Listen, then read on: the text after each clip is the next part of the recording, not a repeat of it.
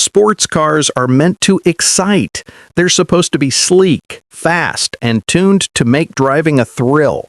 Yet, throughout history, some manufacturers have produced cars that seem to have no clear identity.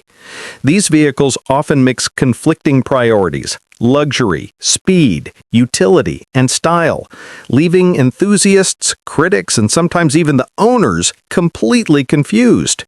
Here are 8 of the most baffling sports cars ever made, each a lesson in trying too hard or just missing the point.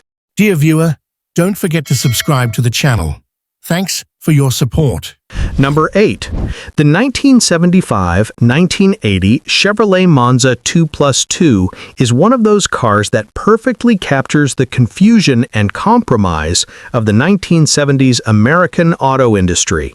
A decade defined by emissions regulations, fuel crises, and misplaced ambitions. On the surface, the Monza 2+2 looked like a sleek European-style Grand Tourer, low, sporty, and aerodynamic. But behind the sheet metal was a car that never quite knew what it wanted to be. Chevrolet introduced the Monza in 1975 as part of GM's H-body platform, the same basic underpinnings used for the Vega. The idea was to create a sporty yet economical car that could compete with imports like the Datsun 280Z and Ford Capri, while also appealing to Americans nostalgic for performance coupes. In theory, it was the perfect blend: sharp styling, smaller engines, and optional V8 for those who still wanted muscle in a new era of efficiency. But in practice, it was a muddle of contradictions. The Monza 2+2's design promised agility and European sophistication, but its mechanical reality was far less exotic. The base engine was a 2.3-liter aluminum inline-4, inherited from the problematic Chevrolet Vega. This engine was notorious for overheating, warping, and burning oil, hardly the foundation of a sports coupe. Buyers could upgrade to a 3.8-liter V6 or even a 305-cubic-inch 5.0-liter V8, but those engines were heavily detuned to meet federal emissions standards, often producing less than 140 horsepower. So you had a sports car that looked fast but barely moved like one. Even worse, the V8 option required removing the air conditioning compressor to fit, a ridiculous compromise that reflected GM's desperation to offer power on a chassis never designed for it. The Monza's handling didn't help its case either. Despite its compact size, it was nose-heavy, understeering, and burdened by vague steering feedback. The car's suspension was adapted from the Vega's economy car setup, and though GM tried to stiffen it for sportier intent, it still drove more like a commuter coupe than a genuine GT. Critics at the time didn't hold back.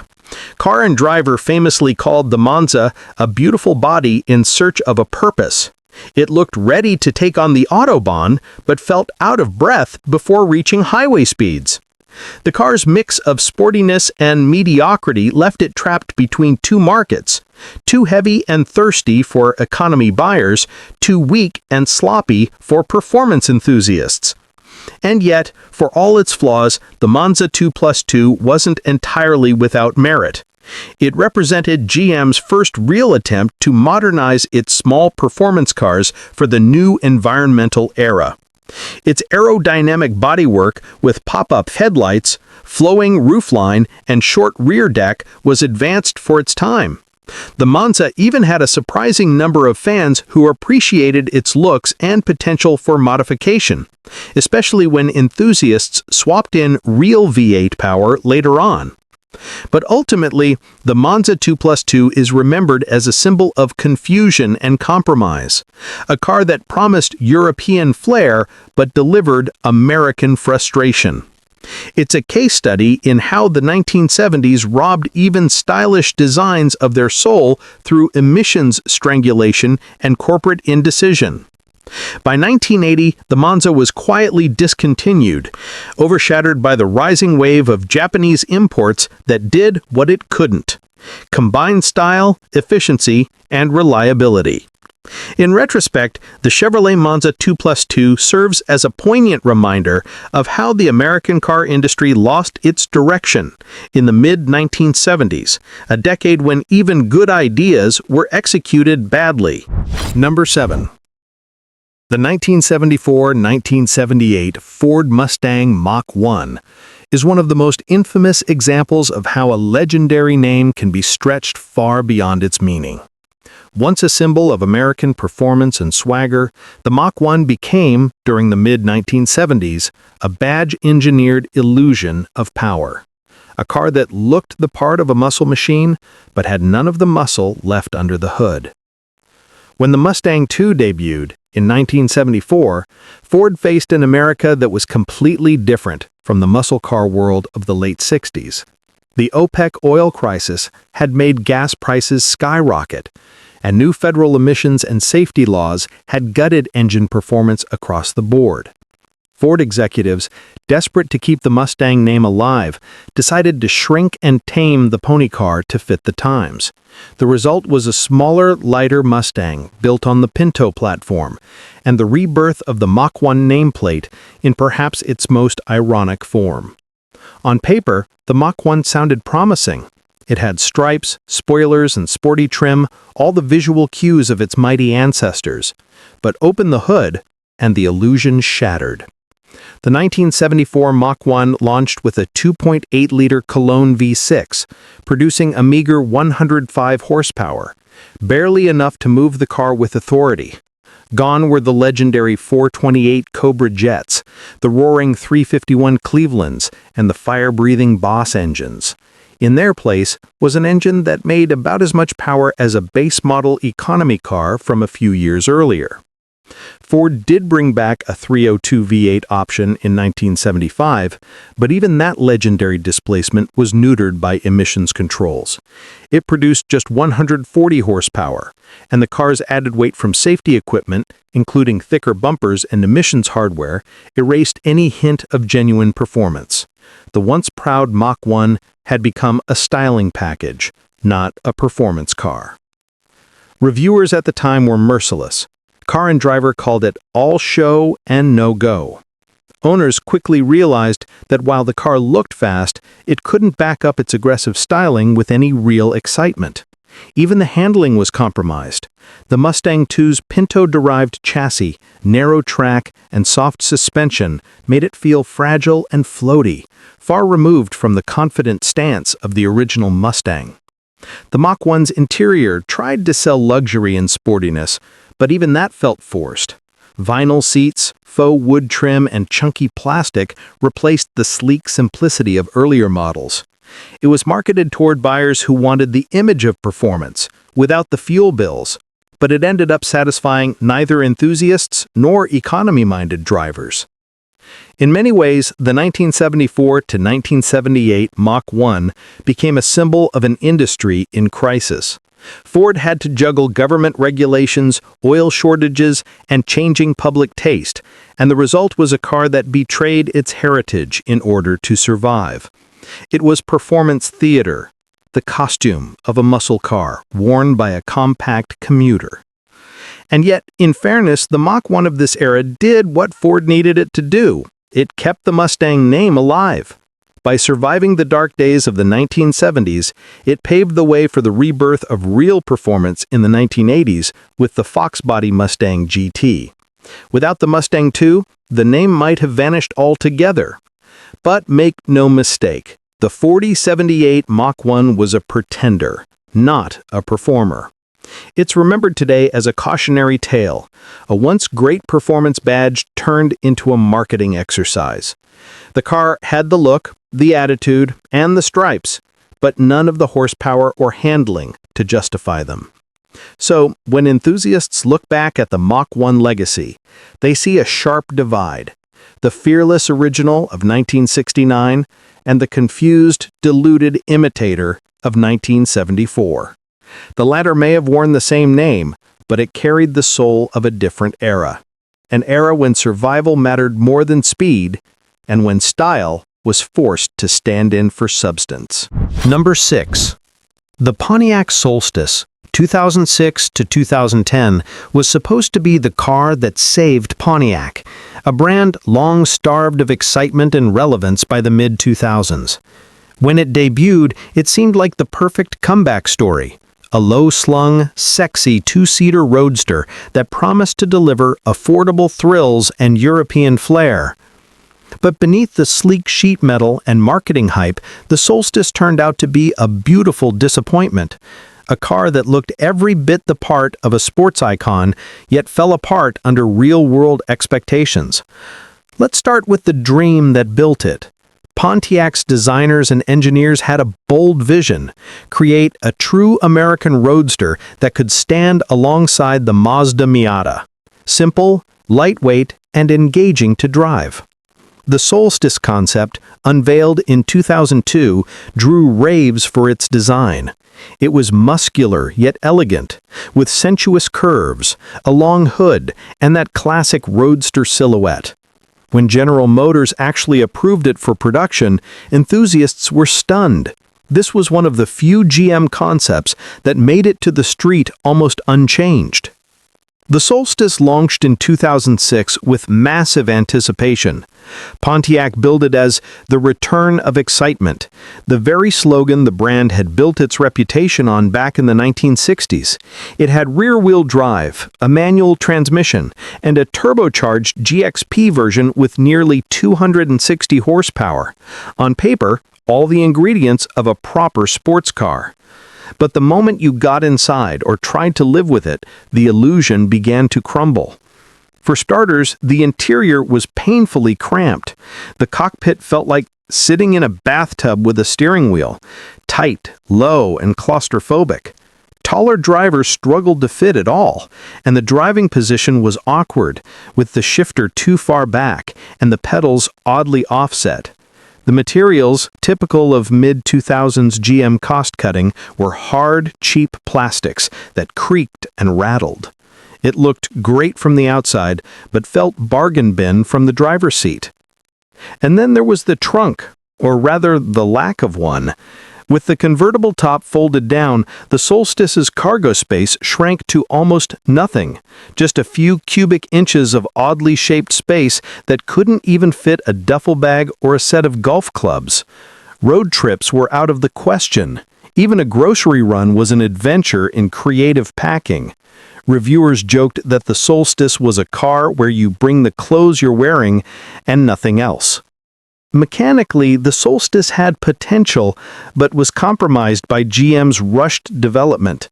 The base model's 2.4-liter Ecotec engine made just 177 horsepower, which wasn't enough to make it feel truly quick. The suspension tuning gave it decent grip, but an oddly disconnected steering feel. The car's weight distribution and body flex made it unpredictable at the limits, more show car than sports car in behavior. When the GXP version arrived with turbo power, it solved some performance complaints, but exposed others. The added power made the car faster, but the chassis wasn't ready for it. The steering wheel shook under full throttle, and the turbo lag made corner exits jerky. GM had built a car that could look fast in a photo shoot, but struggled to behave like a true driver's car on the road. Reliability was another nail in its coffin. Early models suffered from water leaks, rattles, electrical problems, and transmission issues, especially as the cars aged. Even the manual soft top, which required multiple awkward steps to operate, was a chore, the opposite of the carefree open-air experience Pontiac promised. And perhaps most ironically, just as Pontiac seemed to have captured some attention again, the 2008 financial crisis hit. GM went bankrupt, and Pontiac, once the excitement division, was killed off in 2010. The Solstice, despite its style and promise, became one of the brand's last gasps. Looking back, the Pontiac Solstice is both a tragedy and a lesson. It showed that GM could still design a beautiful car, but beauty alone wasn't enough. It lacked the engineering finesse, practicality, and quality to compete with cars like the Miata, which did everything better for the same price. The Solstice was a triumph of form over function, a symbol of Pontiac's last desperate attempt to revive its spirit without the resources or consistency to back it up. Number 5. The Buick Reatta, 1988 to 1991, is one of the strangest experiments ever to emerge from General Motors' long and complicated history, a car that seemed to answer a question nobody had asked. It was Buick's attempt to prove it could be both sporty and luxurious, appealing to a younger, wealthier audience while keeping its old loyalists happy. Instead, it became a symbol of 1980s corporate confusion, a car that looked sophisticated but drove like a soft sedan, packed with technology that was years ahead of its time but decades away from working properly. Let's start with its origin story. In the mid-1980s, Buick had a problem. The brand was respected for comfort and quality, but its average buyer was pushing 60, and the company desperately wanted to attract younger, more image-conscious customers. So the executives greenlit a new personal luxury coupe, one that would combine the elegance of a Grand Tourer with the excitement of a two-seater sports car. The result was the Buick Reatta, built on a shortened version of GM's E-Body platform, the same one used for the Riviera, Eldorado, and Toronado. Right there, we already have a problem. This so-called sports car shared its DNA with front-wheel drive luxury barges. When it debuted in 1988, the Reatta was hand-assembled at GM's new Lansing Craft Center, a facility designed to give it an air of exclusivity, as if it were a handcrafted European import. Buick even marketed it as the first Buick built by craftsmen, with the hope that exclusivity and quality could offset its lack of performance. But under the sleek and curvy body was a mechanical setup that was anything but sporty. The Reatta was powered by Buick's 3.8-liter V6, a solid and reliable engine that had plenty of torque, but not much excitement. 165 horsepower moving almost 3,500 pounds of car. It was paired only with a 4-speed automatic transmission and front-wheel drive. The result? A sports car that took over 9 seconds to reach 60 miles per hour, with handling that felt more like a Riviera than a Roadster. Buick called it a sports luxury coupe, but drivers found it to be neither. It wasn't fast enough to compete with the likes of the Toyota Supra or Nissan 300ZX, and it wasn't refined enough to rival luxury coupes from Mercedes-Benz or BMW. It existed in a strange in-between zone, too stiff for traditional Buick buyers, too soft for enthusiasts. And then there was the technology, which was both its most impressive and most infamous feature. The Reatta came equipped with a touchscreen electronic control center, one of the first in any production car. This futuristic CRT display allowed drivers to control the climate, radio, and even run diagnostic tests on the car. It was supposed to feel like Star Trek on wheels. Unfortunately, it behaved more like Windows 95 on a bad day. The touchscreen was slow, buggy, and hard to read in sunlight. When it failed, and it often did, you couldn't even adjust basic controls. Buick replaced it with conventional buttons in later models, but by then, the damage was done. Despite all this, the Reatta did have some redeeming qualities. Its interior craftsmanship was top-notch by GM standards, hand-fitted leather seats, digital gauges, and good visibility. The car's fit and finish were excellent, a credit to the Craft Center approach. And its styling, penned by veteran designer Dave McIntosh, was elegant and clean, a rare GM design from the late 80s that still holds up today. It had personality, it just didn't have performance. Sales were dismal from the start. Buick projected 20,000 units a year, but never came close. Total production barely cleared 21,000 cars over 4 years. Even the convertible version, introduced in 1990, couldn't save it. It was too expensive, nearly $35,000, or about $80,000 today, and too slow for what buyers expected from something that looked like a luxury roadster. So why did the Reatta fail? It's simple. Buick didn't know who it was building it for. Older Buick buyers wanted comfort and familiarity, not a strange touchscreen and sporty marketing. Younger buyers wanted speed, performance, and prestige, not front-wheel drive and an automatic transmission. The Reatta ended up in the no man's land between two markets, appealing to neither. By 1991, GM quietly discontinued the car. The Lansing Craft Center went on to build other niche vehicles like the EV1 and Chevrolet SSR, both also famous for their oddness and commercial failure. The Reatta, in hindsight, was the first warning that Buick's identity crisis was deepening. A brand once known for restrained luxury, now fumbling to understand the modern market. Today, the Buick Reatta is a fascinating time capsule, a reminder of when automakers thought technology and style alone could replace substance. It was ahead of its time in some ways, the touchscreen, the handcrafted assembly, but utterly behind the curve in others. It's the perfect example of late 1980s optimism meeting the harsh reality of 1990s consumer expectations. In conclusion, the Buick Reatta is not remembered for what it accomplished, but for what it tried to be. It was a car born out of ambition, misplaced confidence, and a misunderstanding of its audience. A car too futuristic to be practical, too conservative to be thrilling. It's a story of innovation that forgot one simple rule: a car must first connect with the driver. The Reatta didn't. It was Buick's misunderstood experiment in blending luxury with sport, and in doing so, it became neither. Number 4. The Chrysler TC by Maserati, 1989 to 1991, is one of the strangest luxury experiments in automotive history, a car that tried to combine the glamour of Italian craftsmanship with the practicality of Detroit engineering. On paper, it sounded like a match made in heaven. In reality, it was an awkward and overpriced Frankenstein, a Chrysler pretending to be a Maserati, built from a K car and sold for more than a Corvette. Let's go back to the early 1980s, when Chrysler was in deep trouble.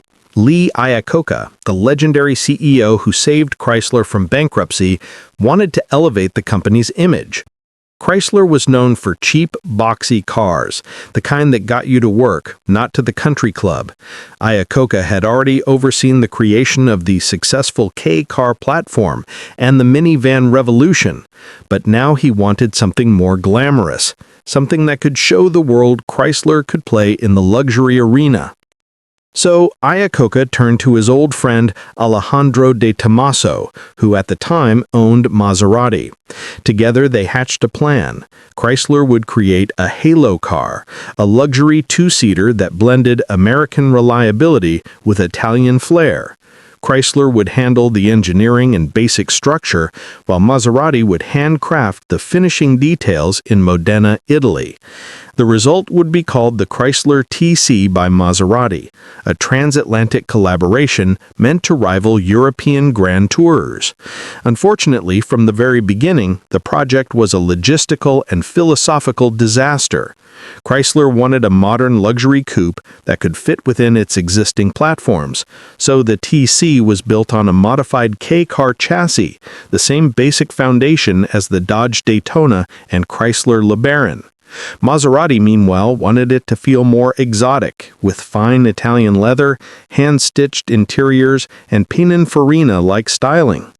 What came out the other end looked vaguely luxurious, but strangely familiar, as if someone took a LeBaron convertible, gave it a Maserati Trident badge, and added a higher price tag. When the TC finally debuted in 1989, it was supposed to compete with the Cadillac Alante, another Italian-American hybrid built by Pininfarina for GM.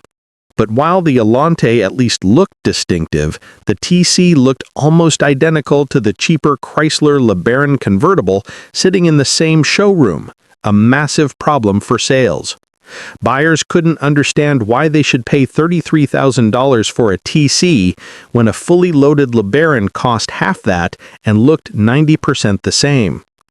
Under the hood, things were equally confusing. Early models came with a 2.2-liter turbocharged four-cylinder designed by Maserati but based on Chrysler's own 2.2 Turbo 2 block. This Maserati engine featured special internals, a 16-valve head, and an IHI turbocharger, producing around 200 horsepower. On paper, that sounded promising.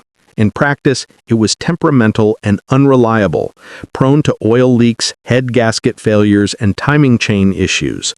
Later models were offered with Chrysler's 3-liter Mitsubishi-sourced V6, which was smoother but slower and less exotic. Neither setup delivered a truly premium driving experience. And that's where the TC's biggest problem lay. It didn't feel special. The handling was soft and uninspired, the automatic transmission was sluggish, and the ride was more retirement home than Riviera. Despite the Italian assembly and Maserati badges, it drove like a glorified K-car. Enthusiasts mocked it for being an overpriced LeBaron. Luxury buyers dismissed it as a Chrysler with delusions of grandeur. Inside, the TC at least tried to deliver some class. The interior featured hand-stitched leather by Poltrona Frau, real wood trim, and a padded dashboard. The materials were lovely, but the design itself was outdated, blocky and cluttered with Chrysler switchgear. The car had a removable hardtop with opera windows, a feature Chrysler marketed as European sophistication, which only reinforced its dated look. By 1991, Chrysler had spent 7 years and over $600 million developing the TC for a total production run of just 7,300 units. The project was a financial and reputational disaster.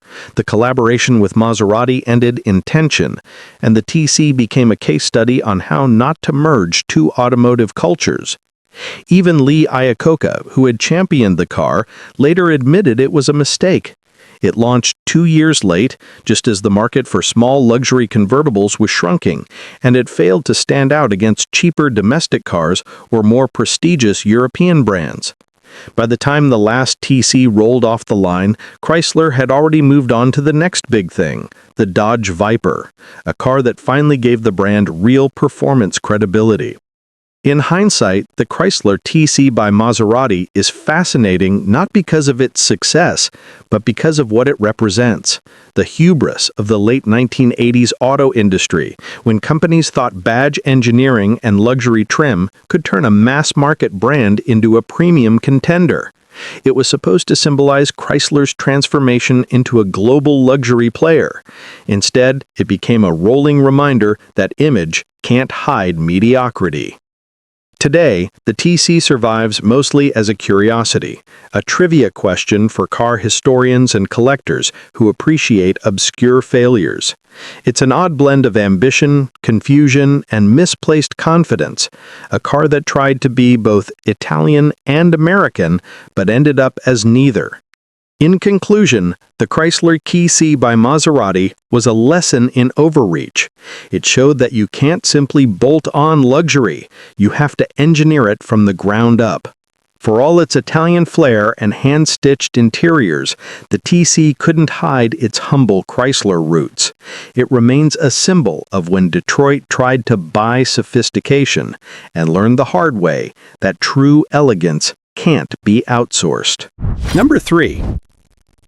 The Mercury Capri, 1979 to 1986, is one of the most curious cars to emerge from Ford's lineup during the late 1970s and early 1980s, a time when American automakers were trying to redefine performance, identity, and value in the wake of an oil crisis.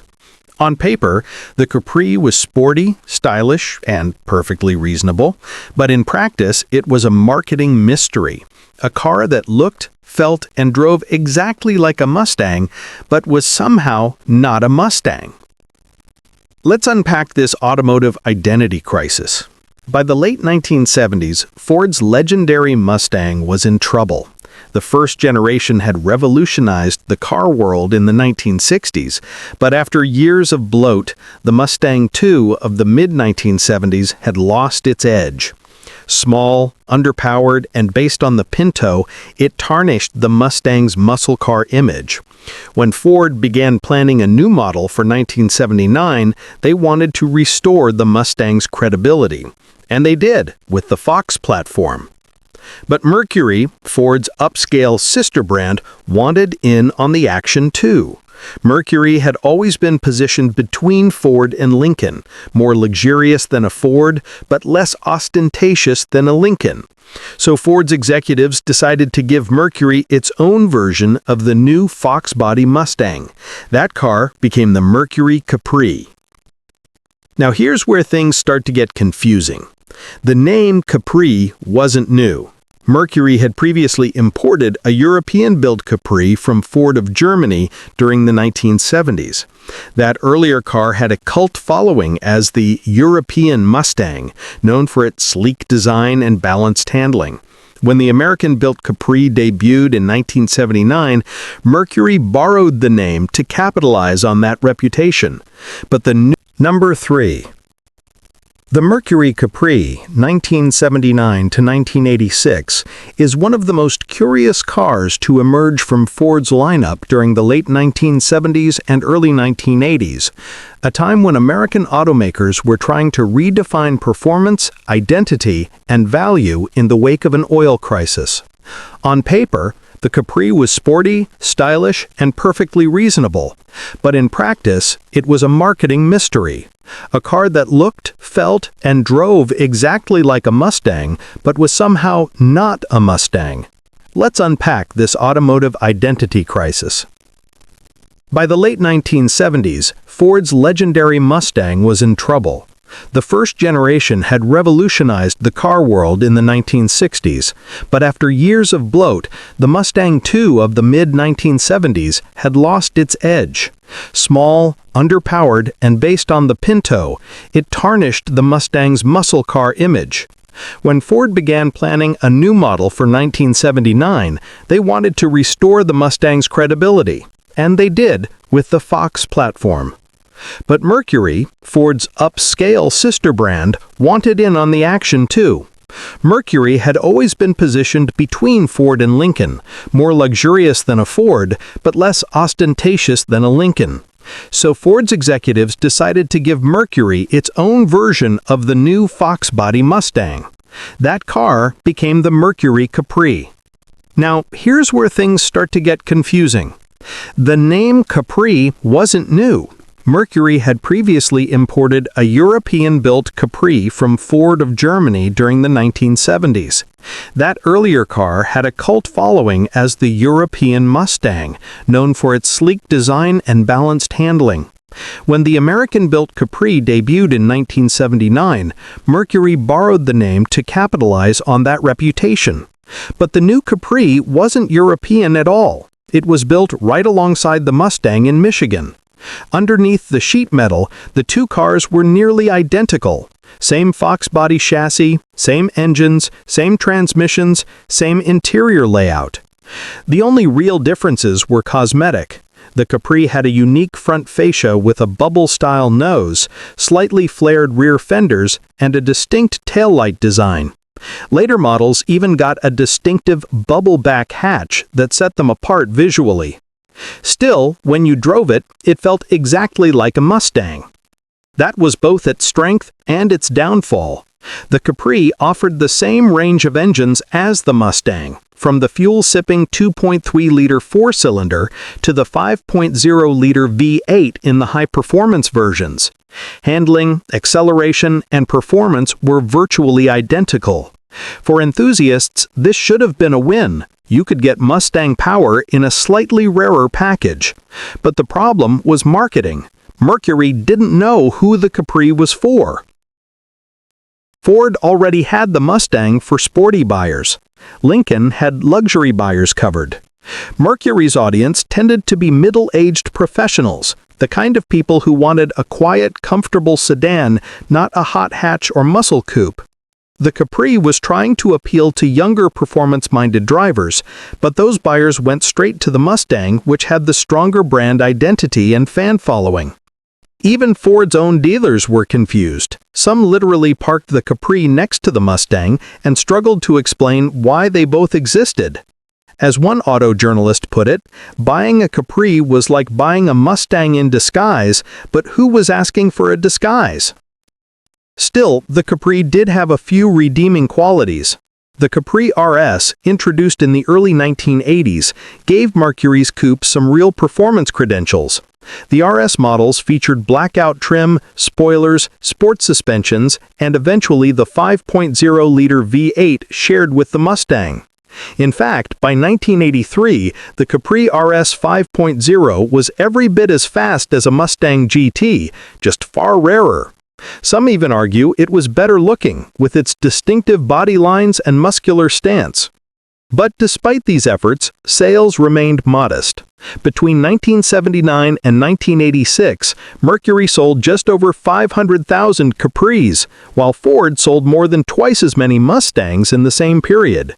Enthusiasts didn't see a reason to choose the Mercury, and traditional Mercury customers didn't want a sporty two-door coupe. It was a car without a clear audience, the very definition of an identity crisis. By 1986, Ford decided enough was enough. The Capri quietly disappeared, its role redundant. The Mustang continued on to become one of the most enduring icons of American performance, while the Capri faded into history as one of Mercury's strangest experiments.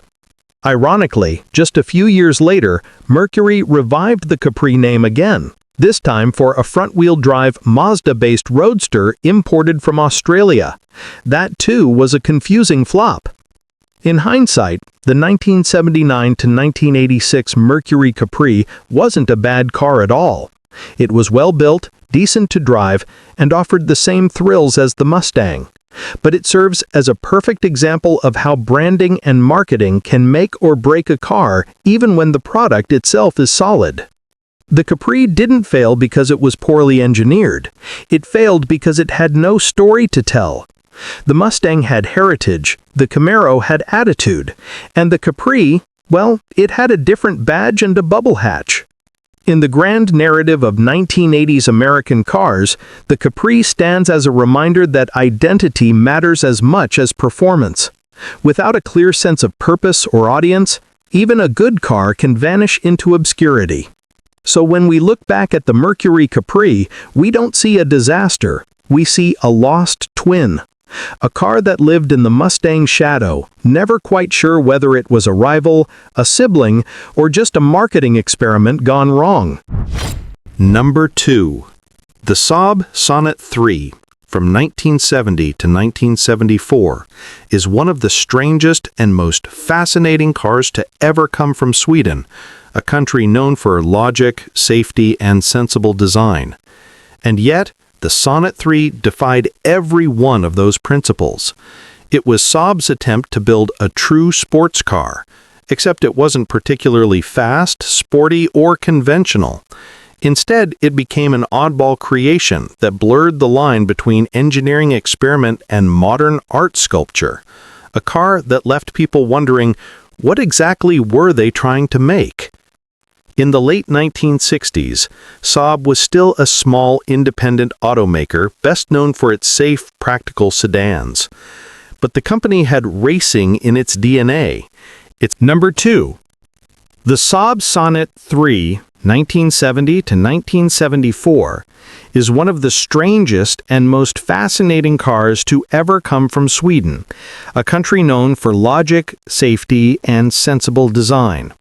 And yet, the Sonnet 3 defied every one of those principles. It was Saab's attempt to build a true sports car, except it wasn't particularly fast, sporty, or conventional. Instead, it became an oddball creation that blurred the line between engineering experiment and modern art sculpture. A car that left people wondering, what exactly were they trying to make? In the late 1960s, Saab was still a small, independent automaker, best known for its safe, practical sedans. But the company had racing in its DNA.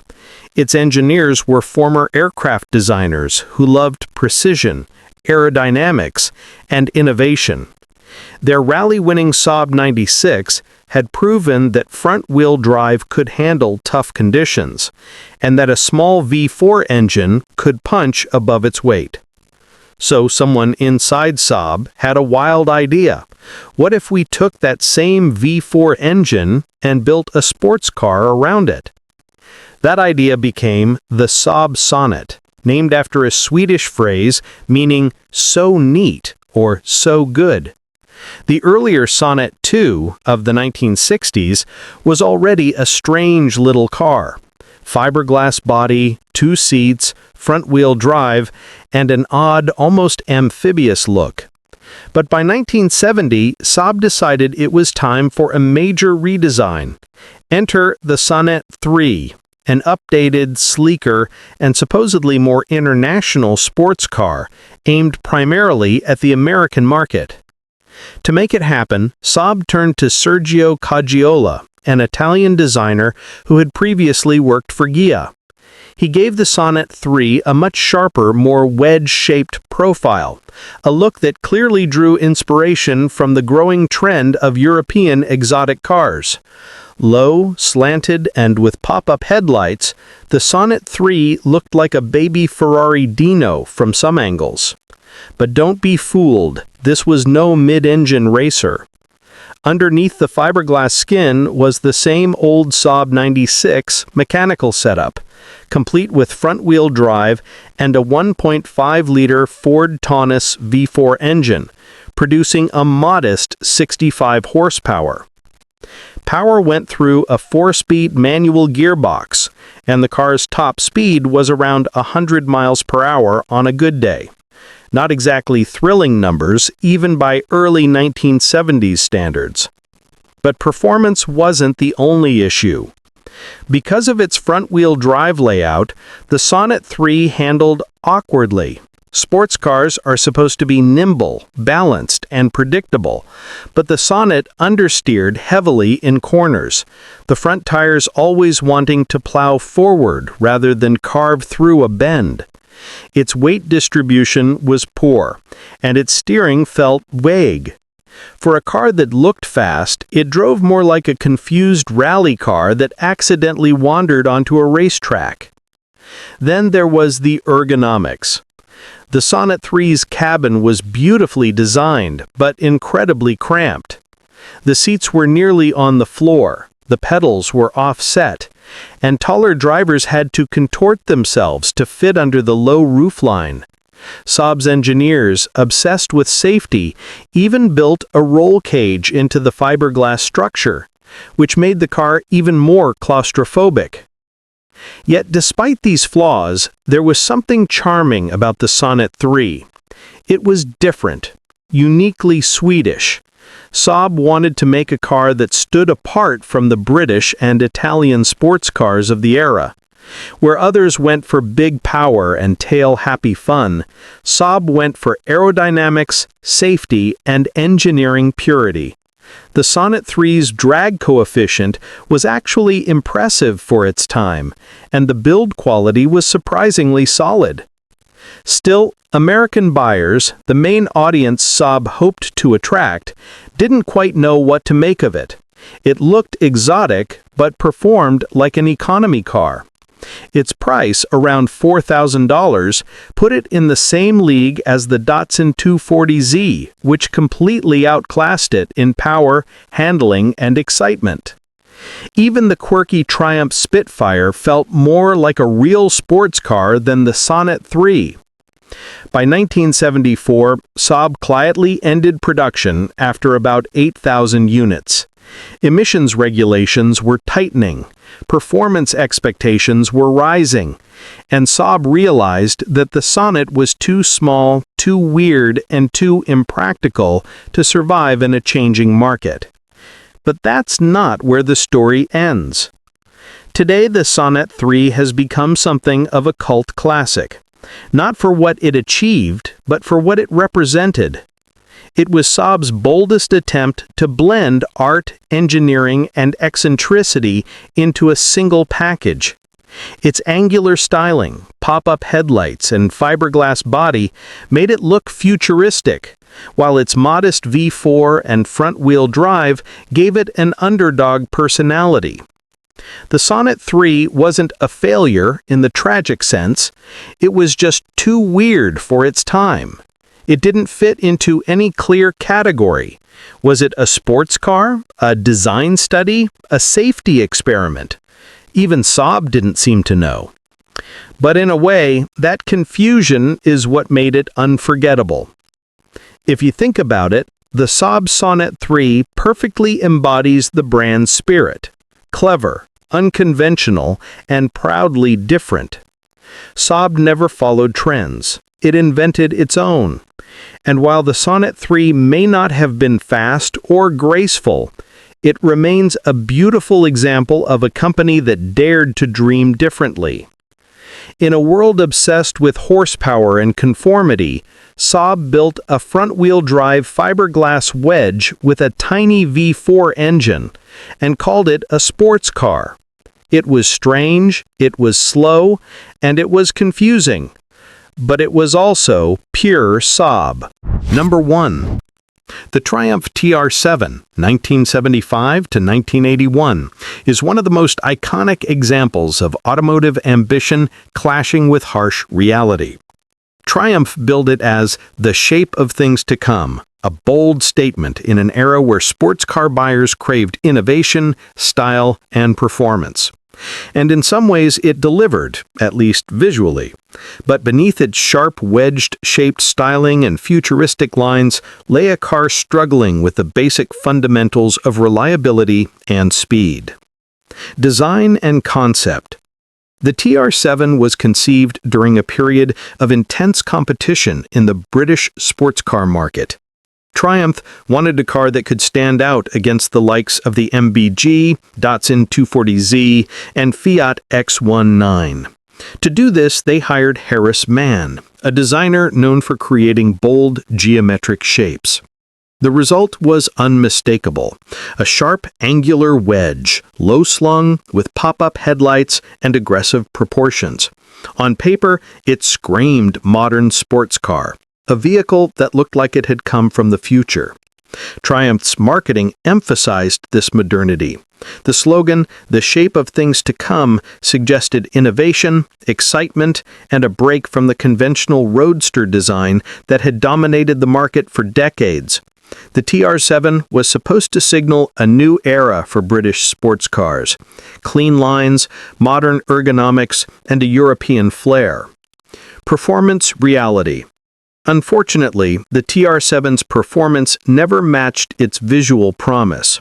Under the hood was the 2-liter inline-4 engine, producing around 105 horsepower. For a car weighing just over 2,000 pounds, this sounds adequate on paper, but in practice, the TR7 was sluggish. Acceleration lagged, the car struggled to keep up with contemporaries, and even minor inclines became noticeable challenges. Handling was another mixed bag. While the TR7 had independent rear suspension and a relatively balanced chassis, early builds suffered from poor quality bushings, inconsistent steering response, and suspension flex. Enthusiasts often reported that the car felt tippy in corners, lacking the taut precision expected of a sports car. The wedge design, while visually striking, also contributed to a higher center of gravity than expected, which compounded the handling issues. Quality concerns. Perhaps the TR7's most infamous problem was its unreliability. British Leidland, the company producing the TR7, was notorious for cost-cutting and uneven assembly quality during the 1970s. This meant that buyers could encounter electrical gremlins, poorly fitted panels, oil leaks, and transmission issues. Many owners had to spend more time in the garage than on the road. Even simple tasks like adjusting doors or fixing the pop-up headlights became minor projects. This earned the TR7 a reputation among enthusiasts as a car that looked like a sports car but drove like a commuter. Despite its wedge, it was far from exotic under the hood. Market reception. The Triumph TR7 did find buyers, particularly in the United States, where Triumph marketed it as a stylish and affordable alternative to the bigger, more expensive European cars. However, the market was quickly evolving. Japanese competitors were producing more reliable, more powerful, and similarly stylish sports cars at competitive prices. The TR7's combination of underwhelming performance and questionable quality made it difficult to justify, even to buyers seduced by its futuristic design. Ironically, the car became famous for the very feature that was supposed to set it apart: its shape. Today, the TR7 is remembered primarily for its wedge design rather than its driving experience. A classic case of style over substance.